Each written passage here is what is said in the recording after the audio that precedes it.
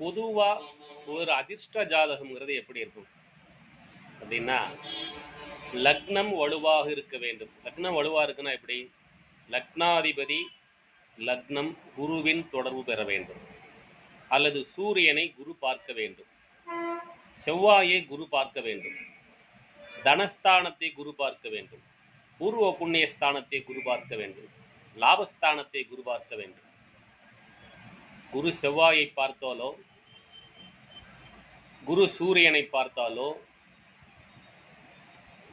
குரு லக்னத்தை பார்த்தாலோ, குரு தனஸ்தானத்தை பார்த்தாலோ,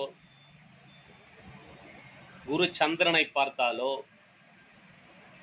அந்த ஜாதகம் அதிர்ஷ்டமான ஜாதகம். குரு பார்க்க திசை நடக்க வேண்டும். நடுத்தர வயதிலே, சின்ன வயசுல குரு பார்க்க நடந்தாலும் அதனால அந்த ஜாதகருக்கு பிரயோஜனம் இல்லை.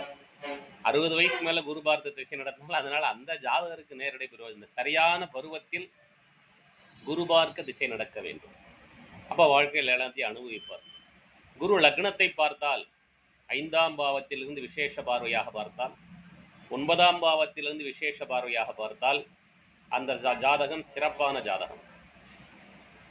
சூரியன் எங்கிருந்தாலும் குரு சூரியனை பார்த்தால் அது சிறப்பான ஜாதகம். செவ்வாய் எங்கிருந்தாலும் குரு செவ்வாயை பார்த்தால் குரு மங்கள யோகம், குரு சூரியனை பார்த்தால் குரு ஆதித்ய யோகம், குரு சந்திரனை பார்த்தால் குரு சந்திர யோகம். இந்த ஜாதகங்கள் எல்லாம் சிறப்பான ஜாதகங்களாக இருக்கும்.